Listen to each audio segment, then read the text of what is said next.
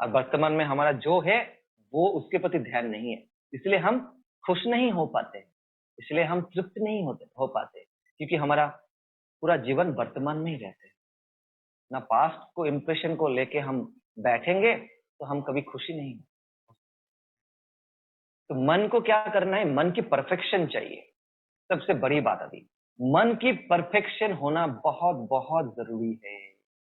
क्या करे मन की परफेक्शन के लिए? आप लोग सुन रहे हैं?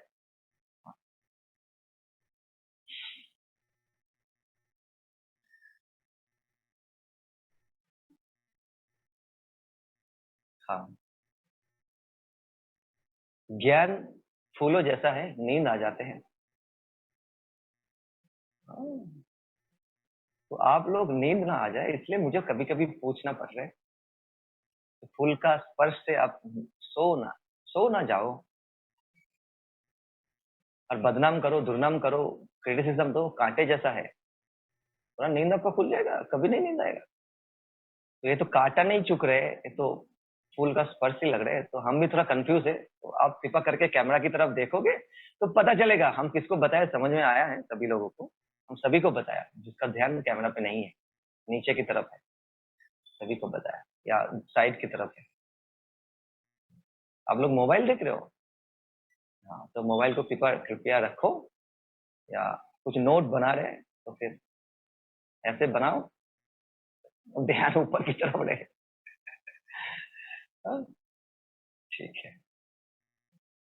मन की परफेक्शन होना बहुत बहुत जरूरी है। अब पहले अच्छे से सुन लो, इधर इधर सभी लोग। हाँ, अरे आपको इतना अच्छे से स्टोरी सुनाया। हाँ, तो फिर मन की परफेक्शन होना बहुत जरूरी है। क्या करना है? अगर मन को इंप्रेशन से बाहर आना है ना, ये तो मैंने तो एक तो बता दिया मन क्या करते हैं, लेकिन इसका सॉल्यूशन क्या है? हर एक में सॉल्यूशन होना बहुत जरूरी है ना। क्या करोगे नहीं तो आप लोग सुन के क्या करना है भाई? तो सॉल्यूशन क्या है वो जानना बहुत जरूरी है। सॉल्यूशन है मन की परफेक्शन होना चाहिए। मन की परफेक्शन के लिए चार चीज, मन में चार भाव रखना चाहिए।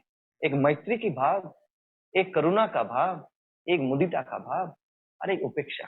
तो मैत्री, करुणा, मुदिता और उपेक्षा, चारों भाव हमारे मन की परफेक्शन करेंगे, और हम जो नेगेटिव इंप्रेशन है उस पर हम अटकेगा नहीं, और नेगेटिव इंप्रेशन को इकट्ठा भी हम नहीं करेंगे। सारे नेगेटिव इंप्रेशन से भी हम बाहर हो जाएंगे, शरीर में ग्रंथि भी नहीं पैदा करेंगे। मैत्री भाव किससे रखना है? जो लोग खुश है उससे मैत्री भाव रखना चाहिए, क्योंकि जो लोग खुशी है उससे आप मैत्री रखोगे तो आप भी खुश हो जाओगे, क्योंकि जो आप उसको आप अपना समझ लोगे। तो खुशी व्यक्ति के साथ मैत्रीपूर्ण व्यवहार होना चाहिए, बंधुत्वपूर्ण व्यवहार, मैत्री भाव रखो। नहीं तो आप जलोगे, उसकी खुशी से आपका ईर्ष्या होगा, फिर आपके शरीर में ग्रंथि आ जाएंगे, फिर आप नेगेटिव इंप्रेशन कलेक्ट करोगे, फिर मन पास्ट वही नेगेटिव इंप्रेशन में अटक जाएगा। तो खुशी व्यक्ति के साथ मैत्री का व्यवहार होना चाहिए। मैत्री के विपरीत क्या होता है? घृणा आ जाते हैं। तो घृणा भाव आपको अगर आया, जेलसी आया, घृणा आया, तो फिर आपको मन को दुखी कर देंगे। मीन्स आप नेगेटिव इंप्रेशन में अटक रहोगे, सूक्ष्म शरीर छोटा हो जाएगा। फिर हर सूक्ष्म शरीर छोटा हो गया तो हर लेयर में उसका इफेक्ट आएगा, 6 लेयर में ही इफेक्ट आएगा। दुखी आदमी के साथ करुणा की व्यवहार होना चाहिए। जो दुखी है उसको करुणा करना चाहिए, दया नहीं करना है। दया करोगे तो आप भी दुखी हो जाओ। हम दुखी व्यक्ति के साथ दया करते हैं तो दया से उसके दुख को भी बढ़ा देते हैं। करुणा करना चाहिए दुखी के साथ। दुखी के साथ अगर आप घुल मिल जाओगे तो उसका दुख आपके अंदर आ जाएगा, फिर आप भी दुखी हो जाओगे, क्योंकि आप भी नेगेटिव इंप्रेशन इकट्ठा किया।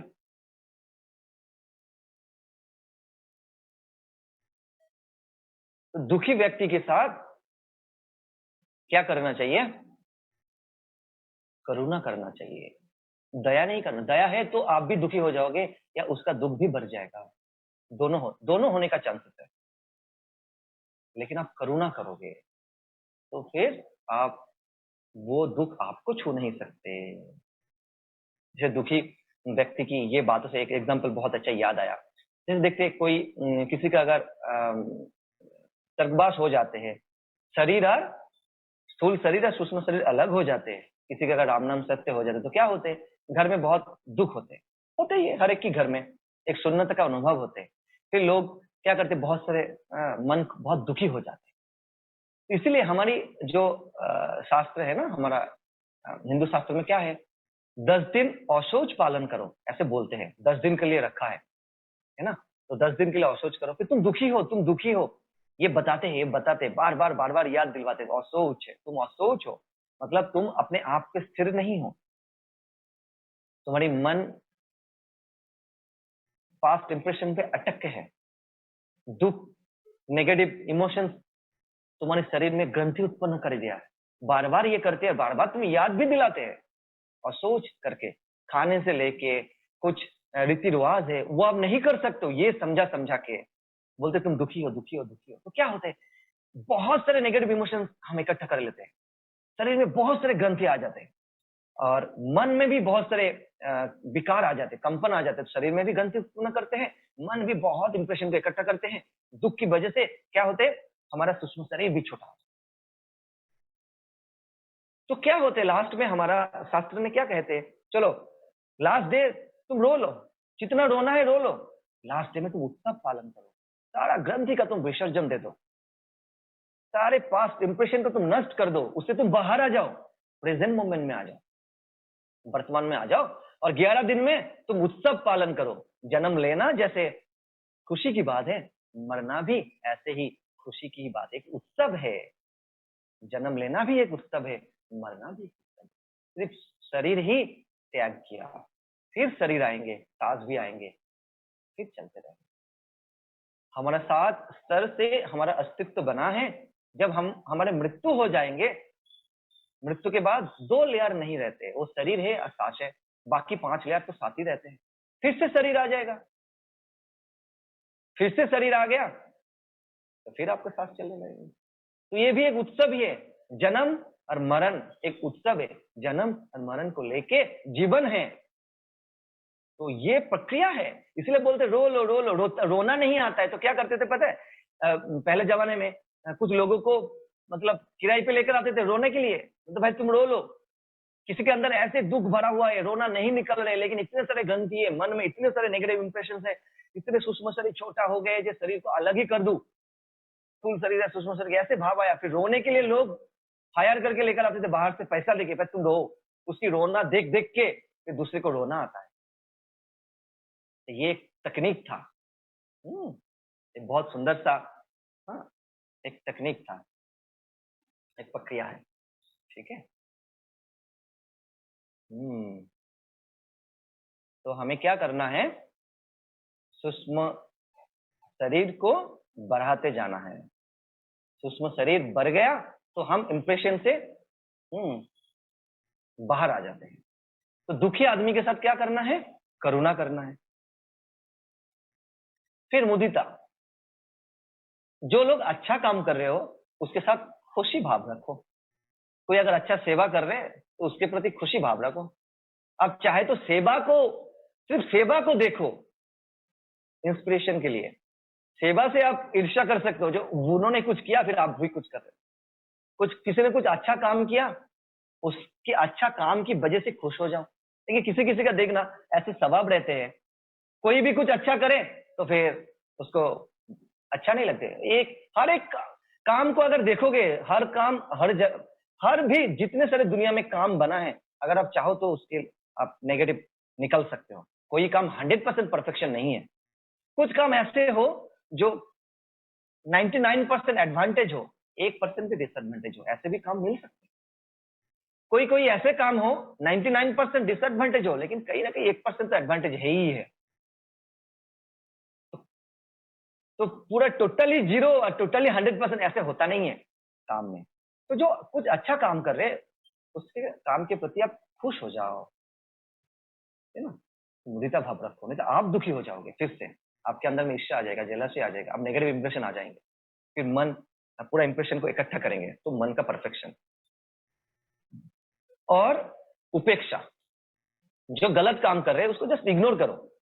इसकी मतलब क्या है, जो गलत कोई काम करते उसको सिखाऊंगा नहीं, क्या जरूर सिखाओ, लेकिन मन में हावी मत रखो, खुद गलती किया या दूसरे ने गलती किया, घटना पे अटक मत रहो। ठीक है ना? जहां जितना सिखाना है, जितना सीखना है, सीखो, सिखाओ।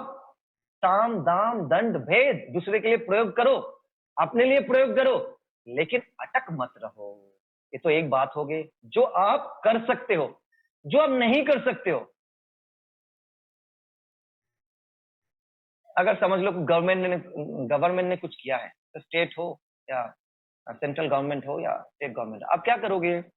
अब न्यूज सुन सुन के दुखी हो जाओगे। क्या करोगे? जस्ट इग्नोर ही करना है। जो आप नहीं कर सकते, क्यों सुनना है, क्यों अंदर लेना है, क्यों दुखी होना है? ऐसा बेवकूफ जैसा काम करते हैं हम लोग। क्या करना, क्या आपका कुछ रोल ही नहीं है। आप कुछ नहीं कर सकते। बोलते क्यों, देश का खबर नहीं सुनना है क्या? सुनो, लेकिन इस भाव से सुनो। जी सुना है, लेकिन मैंने सुना ही नहीं है कुछ। आप पूरा निर्विकार होकर सुनो, कोई इफेक्ट नहीं करते तो ठीक है।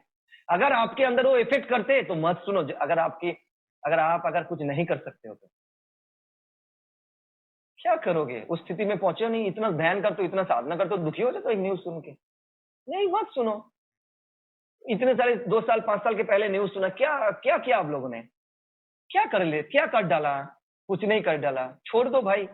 आपने आपको कम से कम सेव तो करो, दुनिया तो गया। आप मत जाओ ये सुन सुन के। जहां करना है पूरा करो, खुद के लिए, दूसरे के लिए। जहां नहीं करना है उसको भी इग्नोर करो, जहां करना है उसको करके भी इग्नोर करो। तो उपेक्षा की भाव इग्नोर करो। तो मैत्री करुणा मुदिता उपेक्षा, मन की परफेक्शन हो गया। चलिए, बाप रे बाप, स्पेस बहुत दौड़ रहे हैं। हाँ? स्पेस बहुत दौड़ रहे हैं। हाँ, आपके मन में अगर कुछ सवाल हो, फिर डिस्कशन हो, फिर हम सत्संग में लेंगे सवाल, सारे सवाल लेंगे। हाँ? इतना स्पेस में हमें कवर करना पड़ रहा है बहुत। ये तो 7th लेयर को लेके मैं 4 दिन सेशन लेता तो अच्छा हो, मुझे तो अच्छा फील होता 7th लेयर को। लेकिन फिर भी आपको कंप्लीट बता रहे, डिटेल्स बता रहे, कहीं छूट नहीं रहे। ऐसे भी समझ रहे, कहीं नहीं छूट रहे। मुझे जितना आता है, जितना समझ में आता है, मैं सारे बता रहा हूँ स्किलफुली, जितना इतने में ही आप समझ जाओ। फिर क्या स्टोरी सुनना है आप लोगों को? क्या सुनना है? चलो स्टोरी सुना, स्टोरी सुनना है। अच्छा, स्टोरी बोलो या बुद्धि को सुनना है अभी? स्टोरी सुनना है, अच्छा।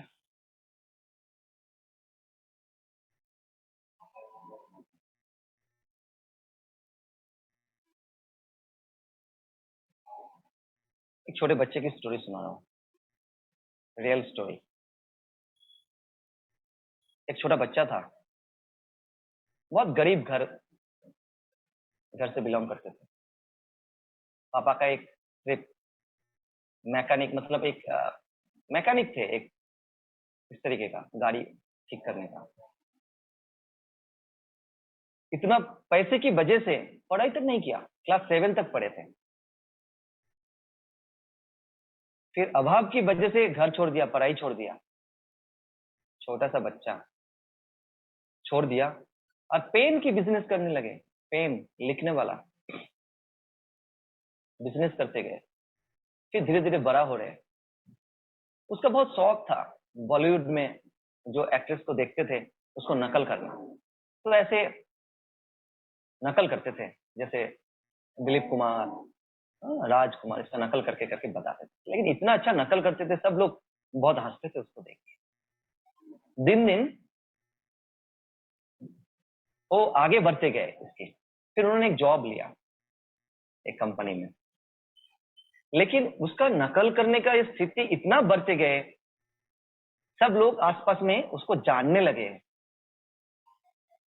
वो इतना अच्छे से कॉमेडियन बन गए, सारे लोग शो के लिए बुलाते थे। शो के लिए इतना बुलाते थे, उसको नौकरी तक छोड़ना पड़ा। घर में अभाव था, धीरे धीरे अभाव ही मिटने लगे। एक दिन अमिताभ बच्चन के साथ उसको शो करने के लिए मौका मिला उसको। तो जैसे उन्होंने बोलना शुरू किया, इतने लोग हंसने लगे। बहुत नाम कमाया उस दिन अमिताभ बच्चन के सामने, इतना अच्छा मशहूर कॉमेडियन बन गया। फिर सुनील दत्त, जो संजय दत्त के पिता पिता थे, पहला जीवन में उन्होंने उनको मौका दिया था, जीवन में फर्स्ट मौका मिला सुनील दत्त के पास एक्टिंग करने का। तो जब फर्स्ट एक्टिंग किया उन्होंने कैमरा के सामने, इतना हिट हो गया वो, इतना हिट हो गया, सारे लोग उनको जानने लगे कॉमेडियन के नाम से। बाद में उन्होंने बॉलीवुड का जितने सारे हीरो थे, ऐसा कोई हीरो नहीं है जिनके साथ उन्होंने काम नहीं किया, बड़े पर्दा में नहीं आए थे। आज पूरा इंडिया उनको एक नाम से जानते हैं। पता है कौन है हम लोगों को? वो था हिंदी पिक्चर का मशहूर कॉमेडियन जॉनी लीवर। आपको पता है? सभी को पता है। ये हिस्ट्री है उनका। एक छोटे से घर में थे, क्लास 7 तक पढ़ा था, कुछ नहीं आता था, वो कहां से कहां पहुंच गया। अरे भाई, हम तो इतना समझदार हैं, तो नॉलेज सुनने के लिए बैठे हैं, ज्ञान चर्चा में बैठे हैं। जीवन में इतना गुरु मिल गया ऐसे पूज्य गुरुदेव जैसा, तो हम कहां से कहां पहुंच जाएंगे, इसमें कोई शक ही नहीं है, कोई गुंजाइश नहीं है। तो हमारा मुक्ति निश्चय है। हमारा इस सूक्ष्म शरीर को इतना बढ़ाएंगे जो कारण शरीर में मिल ही जाएंगे, तो हम अपने जीवन और मृत्यु, जन्म और मृत्यु का जो संसार रूपी सागर है जीवन, इसको हम पार लगा ही लेंगे। तो ऐसे हमारा इंडिया में बहुत सारे ऐसे आदमी हैं, ऐसे सज्जन हैं जो जिसका बचपन ऐसे था, इस जगह से आए हैं। बताएंगे और भी कुछ आगे आगे।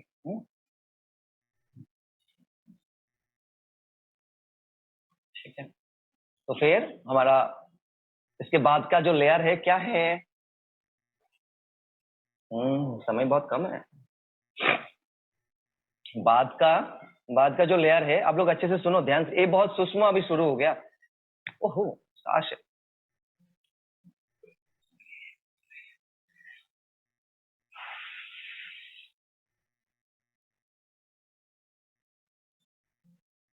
चलो सांस को समझना है पहले। सांस क्या करते हैं, अच्छे से ध्यान से सुनो। सांस क्या करते हैं? मन जो इंप्रेशन में अटक जाते हैं, वो इंप्रेशन से सांस बाहर निकलते हैं।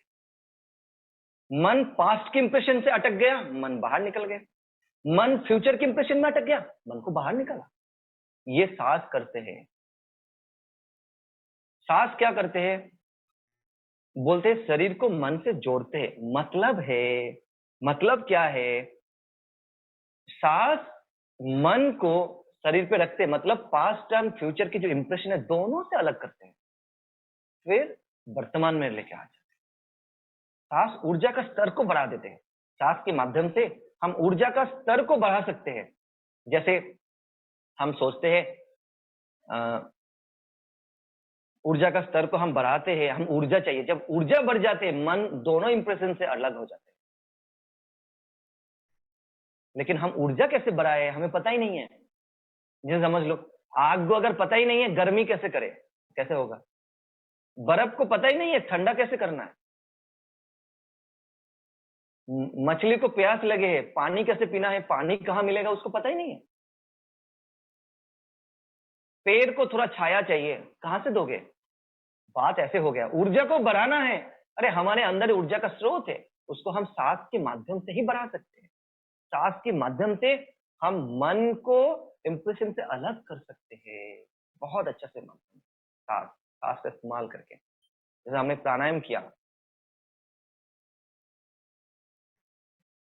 सांस हमारा इस स्थूल शरीर को ऑक्सीजन प्रदान तो करते हैं, लेकिन मैंने जो अभी सूक्ष्म शरीर की बात किया ना, उस शरीर को ऊर्जा प्रदान करते हैं। हम जो सांस ले रहे हैं हमारा शरीर को पुष्टि प्रदान करते हैं, मतलब बल प्रदान करते हैं। जब सांस छोड़ रहे हैं ना तो वो शरीर को क्लीन करते हैं। इन हैप्पीनेस कोर्स में सिखाई है, जो हम सांस के माध्यम से हमारा टॉक्सिन को रिमूव करते हैं, तो हम जानते ही है। क्या सिर्फ टॉक्सिन रिमूव नहीं करते, शरीर की ग्रंथि को भी विसर्जन करते हैं। मन का जो कंपन है वो भी खत्म कर देते हैं। इसलिए लयबद्ध सांस लेते हैं। जैसे देखा है ना, मन बोलते ना कंपन रहित सांस, दुख से विमुख आत्मा। जो हम सांस एक लय के साथ हम लेते हैं, मन भी दुख से बाहर आ जाते हैं, मन नेगेटिव इमोशन से, इंप्रेशन से बाहर हो जाते हैं, हम अपने स्वरूप में आ जाते हैं। सांस इतना इंपॉर्टेंट है, सांस का ये काम है। समझ आ रहे? आ रहे ना?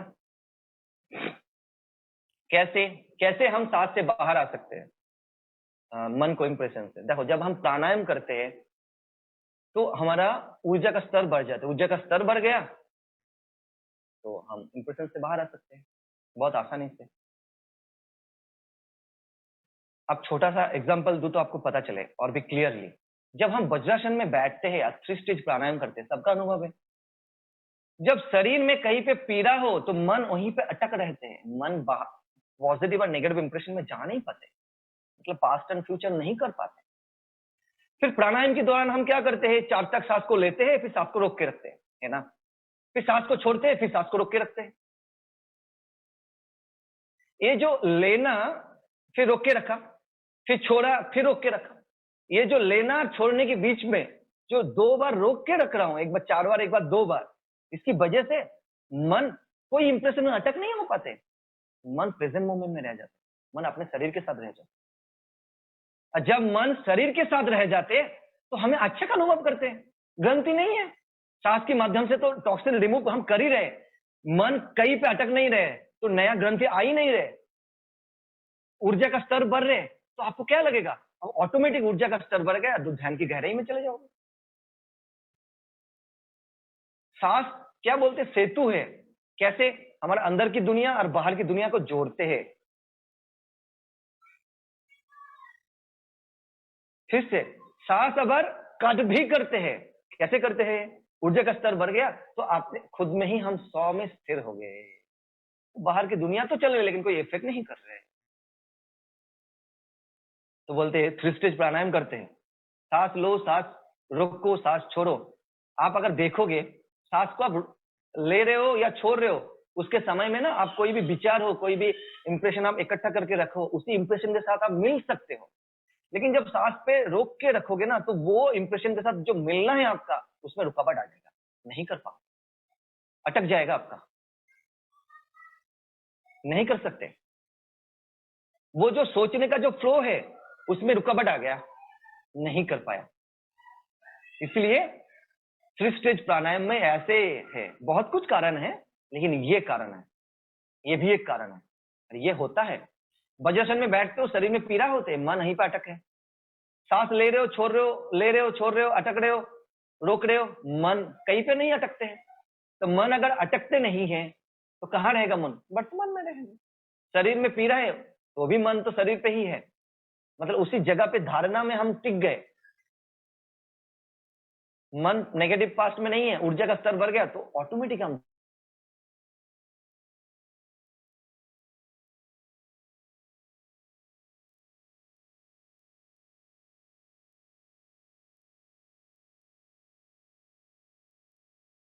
ध्यान की गहराई में चले जाते हैं। हम हमारा बात को बैलेंस करते हैं। नाभि के नीचे से जो पैर की আটকে গিয়েছিল।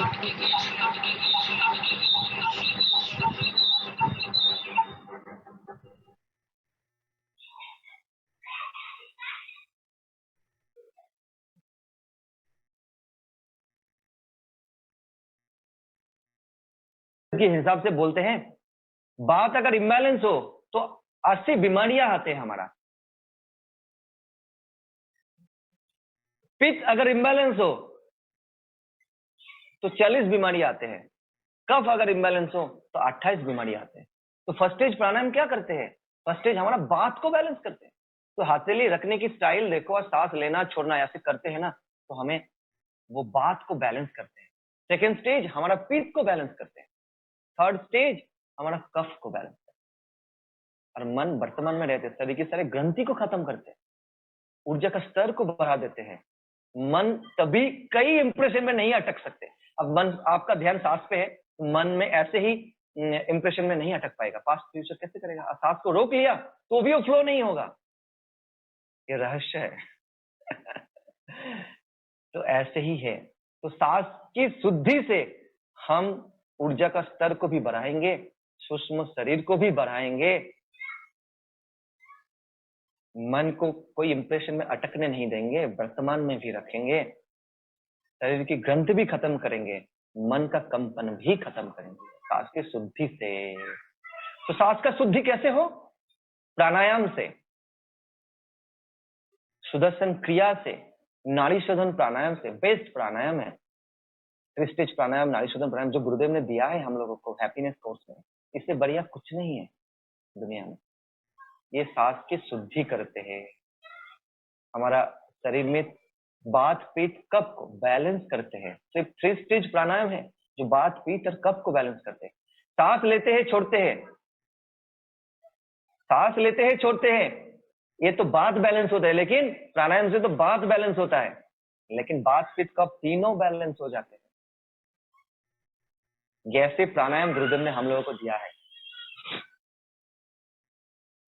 इतना पावरफुल है। सांस के शुद्धिकरण की करण से हम क्या करेंगे जीवन में? इस जो स्तर है श्वास, उससे भी आगे बढ़ेंगे और बाकी स्तर को भी हम शुद्ध करेंगे। फिर आगे का आता है